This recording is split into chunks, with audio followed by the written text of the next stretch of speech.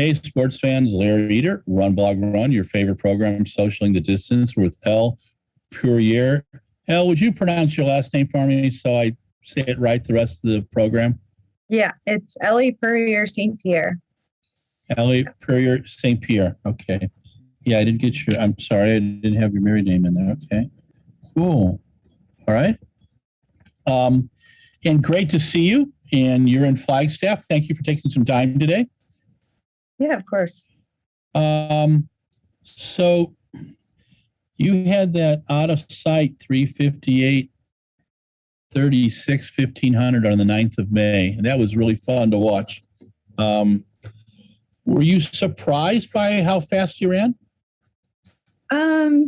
Not really, to be honest. I feel like we came off a pretty big training block right before that race, and workouts were going well and training was going well, but it was kind of, just a test to see what kind of shape I was in. So I was expecting it to be a fast race. Maybe I went a little bit faster than I was totally expecting, but the goal was to break 4 minutes. Cool. And then the week after that, you ran a 1:59.99 PB. Yeah. How did that feel? I went under 2 minutes, even by the smallest fraction of a second. But I was really excited to finally break that barrier. But it was, it was pretty cool to race against some, really great 800 runners. I don't go down to that distance very often. So, that was kind of interesting to just try something else and do it at a competitive meet. And so, the time kind of came with that meet.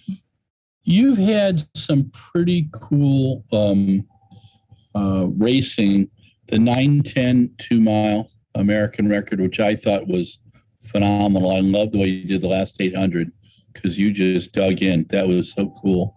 And, you've run 15:08 this year for the 5,000. We saw you in Doha in the 5. Are you a 5,000 meter runner? Are you a 1,500 meter runner? Are you a middle distance runner? Are you kind of leaving it open? Where are you at right now? I kind of like doing like a mixture of the events. The 5K was good in 2019, and it's good to race it every once in a while. I'm really enjoying, more for training more for the 1,500 right now. But I kind of like doing all of the events. It's, nice to change it up instead of just like doing the same thing over and over again. So we've got the Olympic trials in 2 weeks. Are you comfortable talking about what distance you're going to race there yet? Or are you and Mark still talking about that? Yeah, I'll be in the 1,500. Cool. The pandemic had hit us in February of 2020. When did you know it was going to be significant for you? It was all just so up in the air, even in the middle of it. Like, I feel like I didn't know anything about when things were going to open and go back to normal. Everything was just so, crazy. Everything just kept getting postponed, and we just kept waiting and waiting. Here we are still today. Things are not completely back to normal. Like, it's amazing that we can put on these meets and go to them, but they're not, running at full capacity like they normally would be, having spectators and everything. But, I just feel like there was so many different stages of the pandemic. But, at the beginning it was pretty hard to swallow, all the races that were canceled last year. But I feel like we really made the most of it, and, just trained right through the year. And, now it's like, here we go again. Did in the spring of 2020, were you in Vermont, Boston, or Flagstaff? So we were here in January. We were in Flagstaff in January, and then we went home. So we were training in Boston, and when I heard about, the pandemic starting to happen, Mark announced that we weren't going to be having practice anymore. And so he told me to go home to Vermont And so I got out of the city and I went home, and I thought, I'd wait for like 2 weeks or something and then go back down and be with my teammates and continue on. But obviously that's not what happened. So for the rest of the summer, I was mostly in Vermont, but I was able to, like train a little bit in Boston as the pandemic went on, and I felt it was safe. We started to practice again together, and some of my teammates came up to Vermont a little bit as well. So this spring's been a little different as we're starting to kind of get back to whatever normal is. How many times did you race this spring? I've raced, I don't know, like 3 times now. Okay. Okay. Yeah, I had a little bit of an indoors season, which was kind of like also on the outdoor track. So it kind of feels like it was part of this season, but it was more of the indoor training block season. But yeah, I've raced 3 times now, and then heading into the Olympic trials next week. Have you been up to the new Hayward Field yet? No, I haven't. It's beautiful. I just got back from Oregon. I went to the Twilight meet, and then I went to the Portland Track Classic in Stumptown. So it was first meets in about 15 months. So it was kind of fun to see something, Yeah. Are you getting excited about the trials? Yeah, I'm pretty excited. It's really, a lot of anticipation and stuff, but Mark keeps saying just try to enjoy it and try to have fun because you're in the best shape of your life and you're young and you're fit. And so we should just try to enjoy these days with our teammates and, just really enjoy racing. Who do you train with? Well, there's 6 of us on the team now, I think. Let me count. Mm-hmm. Yeah. There's so Mark's our coach, and then Katrina's his daughter, so she's my teammate. Yep. Heather McLean, Millie, Shifra, Drew, and then Leanne. Cool.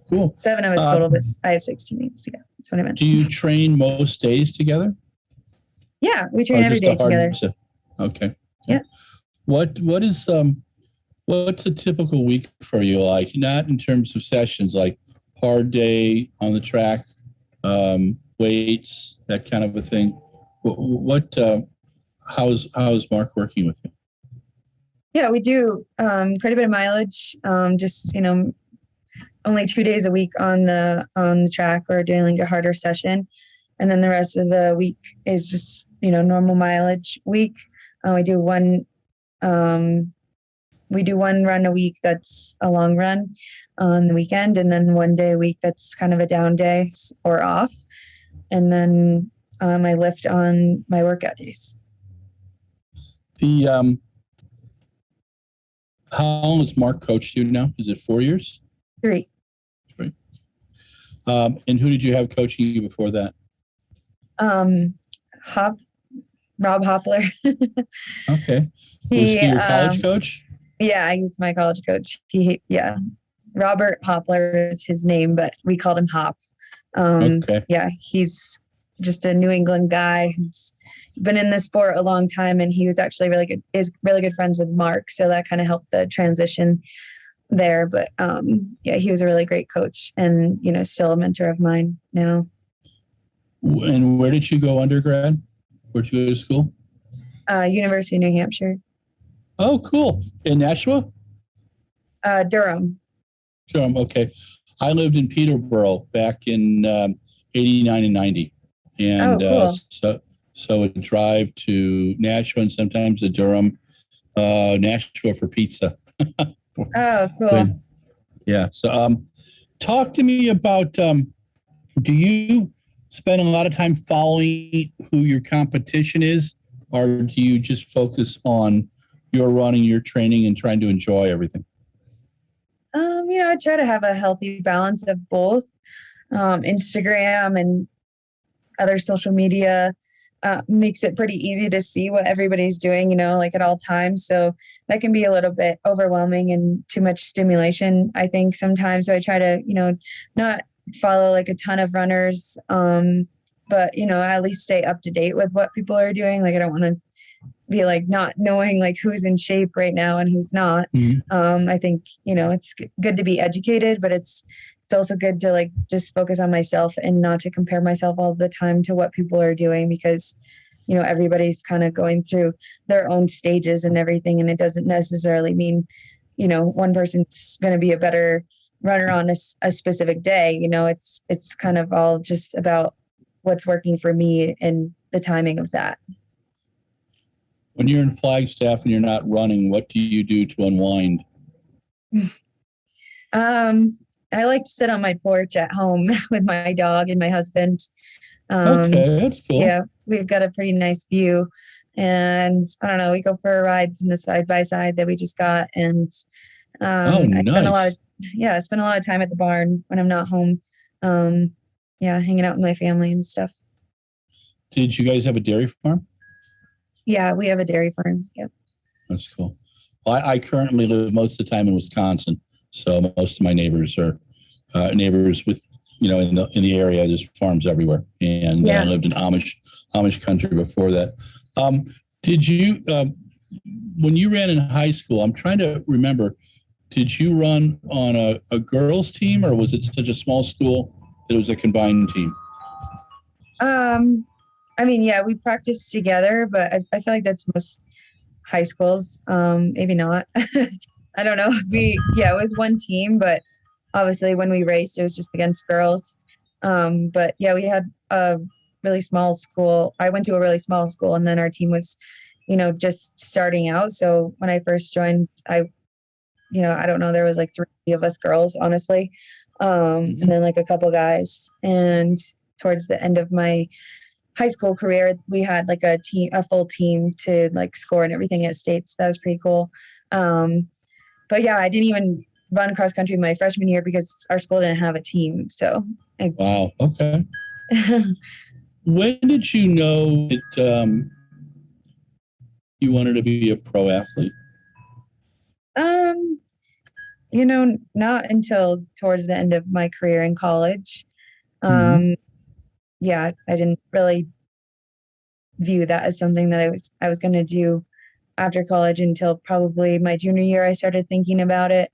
I was pretty naive about the whole, career in itself, post-collegiately. So as I got older, I started to get into some of the bigger meets. Like I raced at Milrose and stuff, and that was against professionals. So I was like, oh, wow, like I'm already racing against them right now. So maybe I could do this after college if it's something that I want to do. I wasn't even sure that it was something that I wanted to continue to do.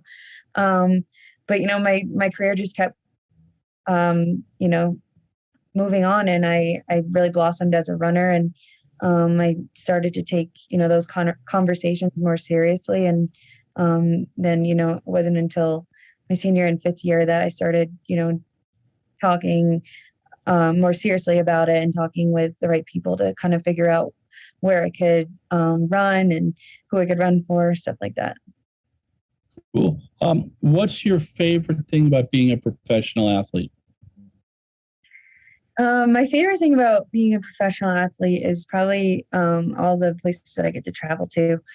I think that's one of the best parts, is that I get to, have all these places across the country and across the world to visit and, see different cultures, see different landscapes. It's really amazing that my career takes me to these places.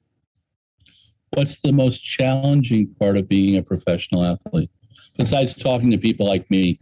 Yeah, I'd say the most challenging part for me is being away from my family and my husband, especially. I'm a bit of a homebody. It's not really a secret at this point.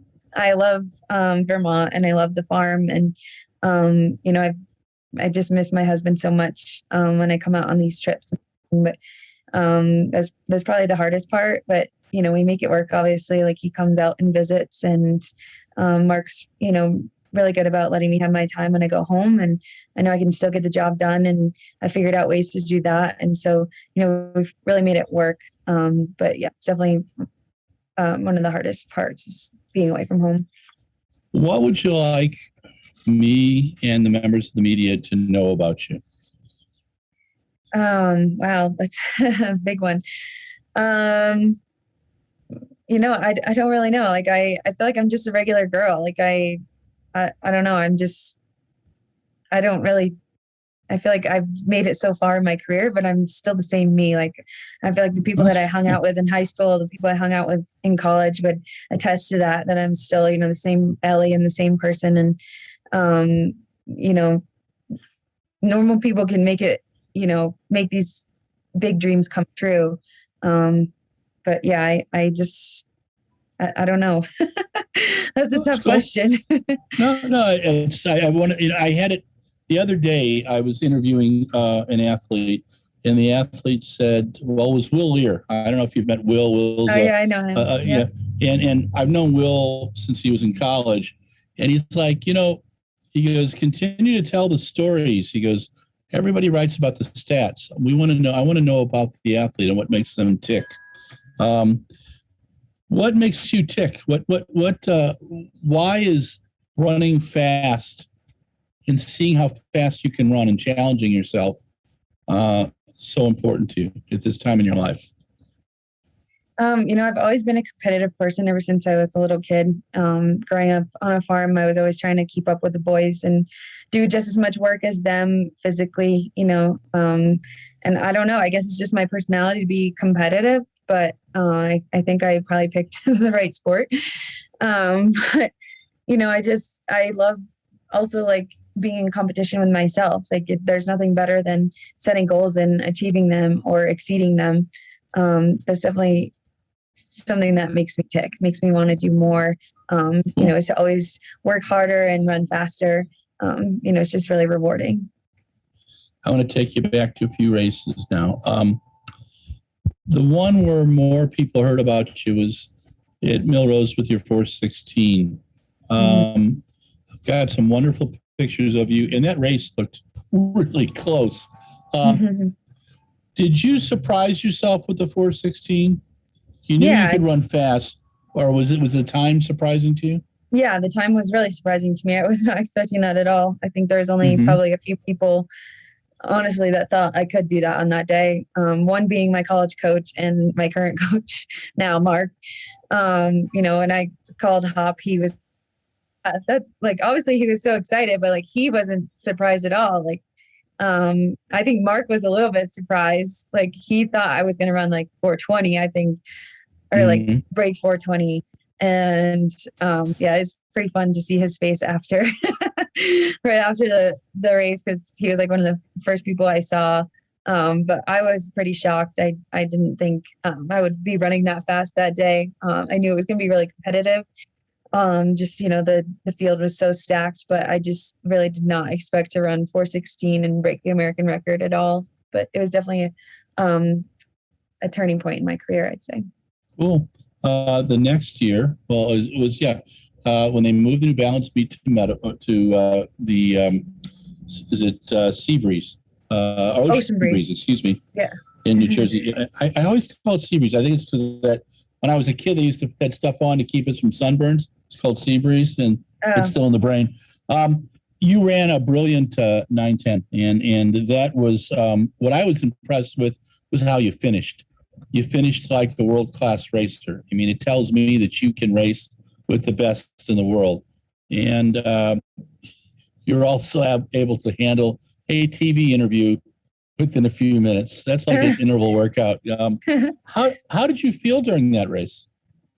Honestly, I felt pretty good. I don't, like, it feels like it was a while ago now, so like I don't really remember the specifics of it. I remember there was a pacer, Leah Folland, who I've known for a while, racing her in college and stuff, and she did a great job pacing it. And so I kind of figured that after that it would be me and Emma, kind of just pushing the pace. And so I just, took the lead after Leah stepped off the track, and I didn't really look at the time, but I just tried to keep the same pace or go a little bit faster, and so I just kind of winded it up. But I remember it started to hurt like 3/4 into the race, and then then the last couple of laps, you really dig deep and find that extra motivation. But yeah, it was really fun and exciting. Do you like having people with you at the end of a race with 300, 200 to go? Do you like that challenge, or do you want to have broken them by then? Well, I mean, obviously you would want to break everybody, but it's also like probably going to make you run faster if you have somebody with you at 300. Yeah. Depends on the race, I'd say. Okay. In the upcoming 1500 in the trials, who do you see as your competition? I think that the meet it's just going to be really competitive. The U.S. women's distance side is just so competitive right now, and so amazing. I'm really just not taking anybody lightly. Of course, there's a lot of familiar faces that are going to be in the race, but Sure. I don't know. I don't.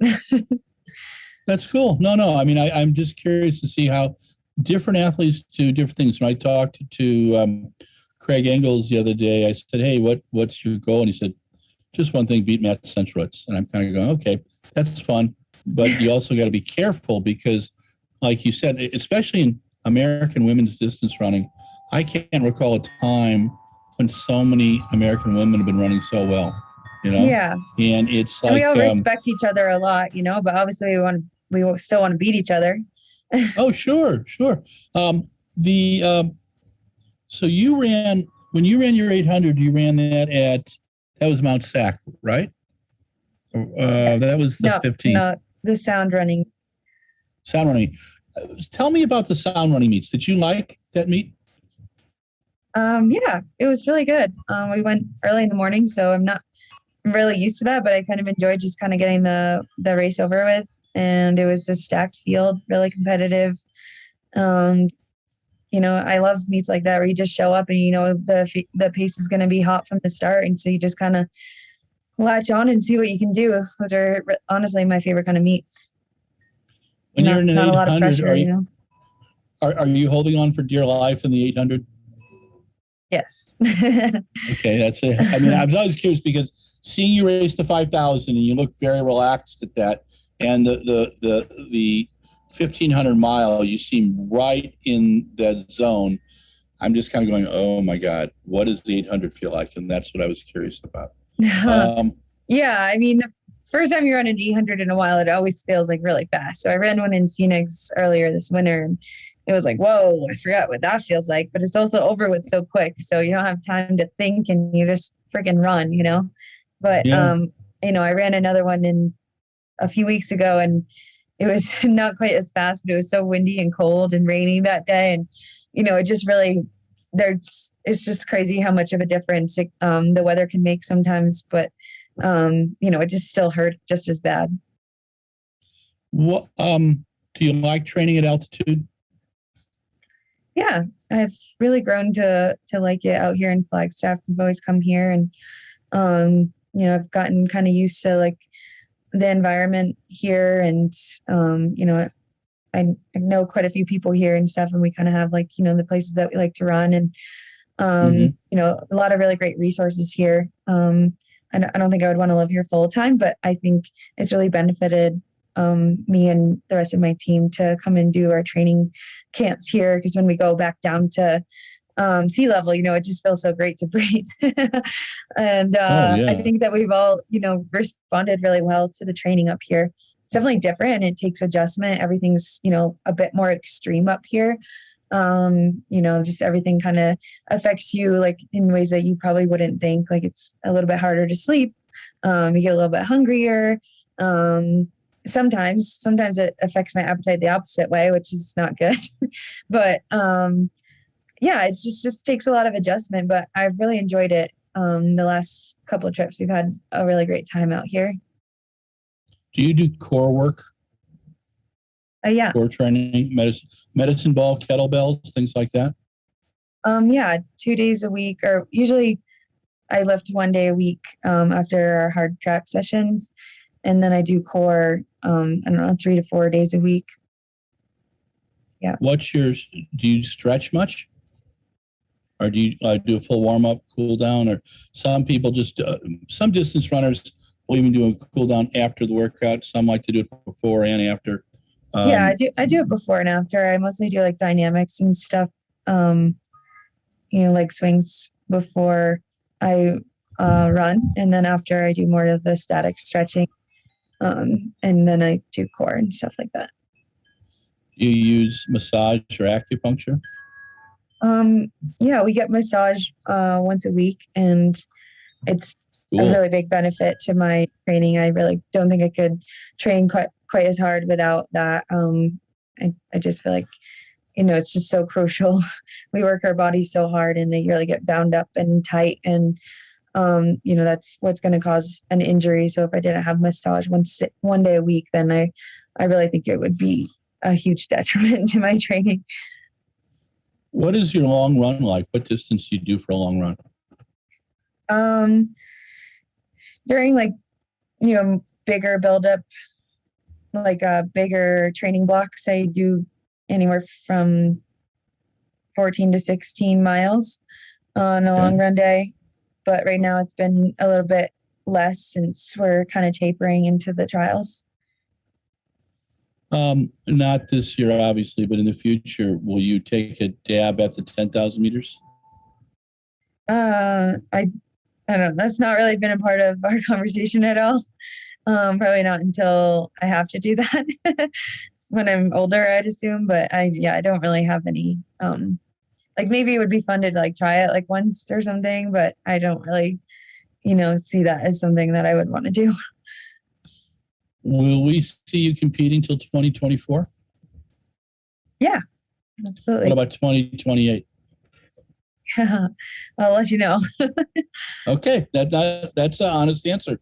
Do you see down the road a marathon in your future? Is that something that you want to do? Or I haven't seen you race roads much, and I'm just kind of curious. You seem really solid on the track, and I love watching you on the track. And please don't go to the roads 30 times a year. A lot of distance runners see themselves as they get a little older, trying other things out. Is that something that you have even thought about, or are you just so focused on where you're at right now? That's way down the road. Yeah, honestly, I'm just thinking about next week. That's cool. I don't. Yeah, I don't really see myself doing a marathon. I kind of always thought that's something I would do once I retired, and however many years that is, at least, 10 years from now. I would see myself doing that more as something that's fun and not necessarily competitive, cool. But you never know, I guess. Do you still enjoy the daily act of running? Yeah, I really do. It's nice to have a day that's less, we take a down day, and I think that really helps me appreciate and still enjoy running, not overdoing it, Definitely there's days where it's hard to get out the door. I'm not going to lie, but most of the days when I'm going out with my teammates or going to these beautiful places out here in Flagstaff or in Boston to run, and in Vermont, I have some really great loops and trails to run on in Vermont. And I run with my dog in Vermont. It's just, it's pretty therapeutic sometimes. Obviously not some days when you're going really hard at the track, that's not quite what I would call it. Yeah, but I definitely have, a few moments a week, I'd say, where I'm just wow, this is pretty cool that this is what I do, That's cool. Are you a racer or are you chasing a watch? What's more important to you, running a fast time or winning a medal? I definitely say that it's really circumstantial. Obviously, if you're talking about winning a medal is the ultimate goal, so I would probably say that. But that time that I ran in indoors that we were just talking about, the 2 mile American record, that day, it was all about the clock. It wasn't necessarily about competing as much. But yeah, like I said, I'm a pretty competitive person, so that's definitely a big part of my motivation in the sport. Do you believe you can run under 14:30 in a 5,000? Maybe someday. Okay. Didn't think I could run 4:16, but it doesn't mean that I know. That's the thing. You look at those times and the geeks in us go, oh my gosh, Ellie can really crank it out. And the 2 mile, again, I was totally impressed with that and what you did over the last about 600 meters, which is where it's all going to be. You raced in Doha, and I thought you raced very, very well in Doha. Was it the hottest experience that you've had in terms of dealing with warm weather, dealing with championship heats and things like that? Can you describe your experience in Doha? Sure. That was, honestly, the hottest place I've ever been in my life, the hottest heat I've ever felt. It was, 110 to 115 every day with like 90% humidity. It's like hard to explain how it felt, to be honest. It's just, it felt like you're standing in a sauna like all the time outside. We would run either really early in the morning or on the treadmill or late at night when it cooled down. We didn't try to go out during the middle of the day. Like it's just like a recipe for disaster. I think one day I ran at like 11. It was like 10 or 11 a.m. I just got a slow start or something happened where I couldn't get out when I wanted to. And that was like one of the hardest runs of my life. It was only like 30 minutes. It was just so tough to run in that heat. But the stadium was air conditioned. So that really made a huge difference. Huge difference. It was like night and day. It was like 71 degrees on the track or something like that. And it still felt warm. Like that's not like cold. Yeah. I'm from Vermont.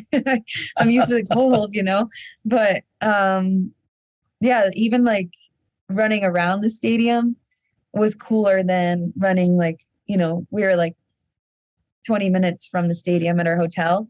And that was like way hotter at the hotel than it was even just around the stadium because they're blasting the air conditioning out onto the track. So it's an open stadium. It wasn't indoors, so all of the air around there kind of benefited. So it was like cooler to run there. But yeah, it's just, I don't know, it's in the middle of the desert out there and it's just crazy. Yeah, my first night in the stadium, my son and I were carrying up camera equipment and we had about a 2 mile walk. And before the air conditioning hit, I was soaked. Yeah. And when we got there, they gave me a bottle of water and it was the nicest bottle of water I think I've ever had in my life. Yeah. It had been so warm. And I've been to China before and stuff, but it was still, Doha was just like, oh my gosh. The Olympic trials in Eugene, you're not going to have that kind of weather. You could have anything from today it's rainy and cold till 70 or 80 degrees. But everybody has those same conditions. What do you tell yourself as you're running through the heats? How do you approach heats in a championship event? I think you just set goals before the race and figure out, how to come in the top half of the race. The goal is to advance. And so, it's obviously pretty strategic, but also not as intense as the final. Is it comforting to have a coach who's made an Olympic team and who gets that level of competition? Yeah, it definitely is. He's been through it. Like he knows what it takes and he knows what it feels like.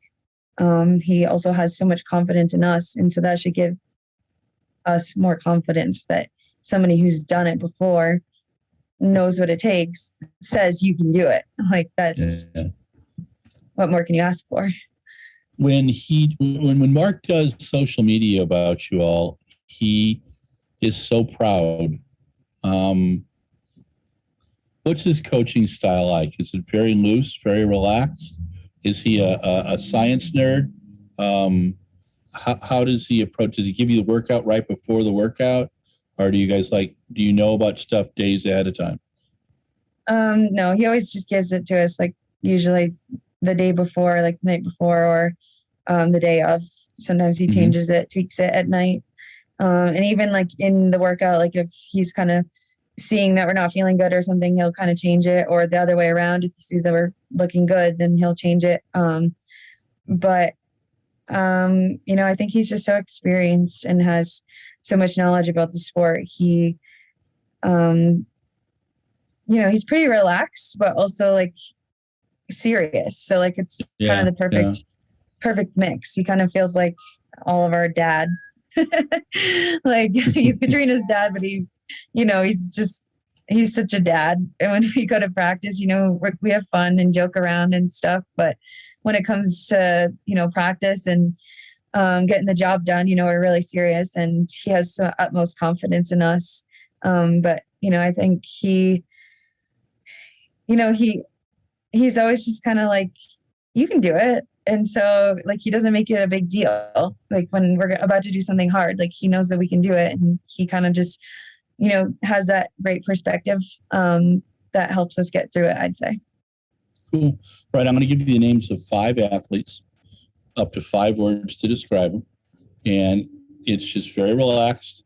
I started doing this in February of 2020 with these weekly interviews, and Mike liked them so much, I try to include them. And it's no trick questions or anything. Jenny Simpson. How would you describe Jenny Simpson? I'd say she's a veteran and a boss. She's been around a long time, and it's just somebody I look up to a lot. Emma Coburn. Wow, this is so hard.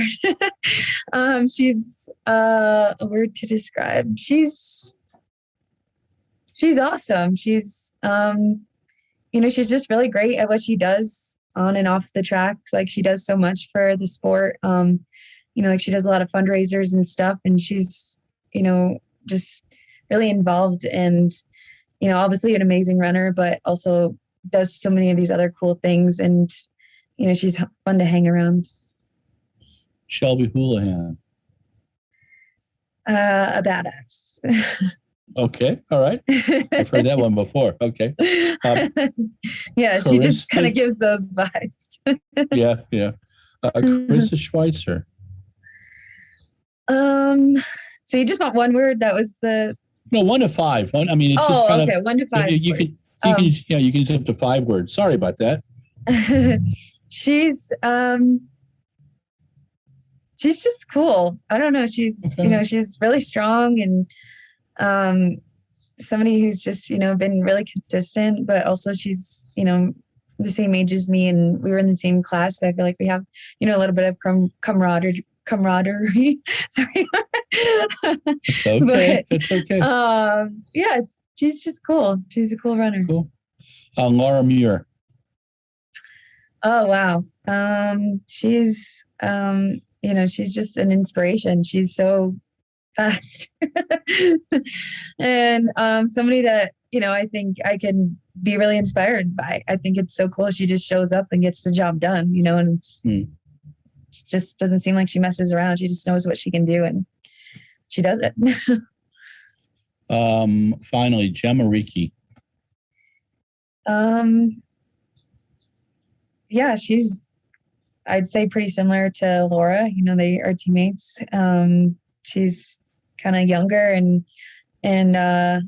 just up and coming. She just keeps getting better and better. Cool. Well, you survived 39 and a half minutes, Ellie, and you did a great job. And I really appreciate it. I've been wanting to talk to you for a while, so thank you. I know before the trials, it's got to you got a lot of people calling, so I really appreciate your time.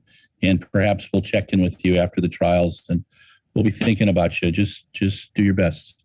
All right. And yeah. And this is Larry Eder with RunBlogRun, Social in the Distance. We're with Elle Purrier, St. Pierre. Did I do it right? Yeah, pretty close. Good. I just want to make sure. And she's a New Balance sponsored athlete. She has run 3:58:36 for the 1500 this year, 1:59:99 for the 800, 15:08:61 has the 2-mile indoor record, and the 1-mile indoor record as well. And it's been great seeing you. Stay safe. We'll see you in a couple of weeks in Eugene. All right. Thank you so much. Hey, sports fans, Larry Eder, RunBlogRun. This is your favorite program, Socialing the Distance.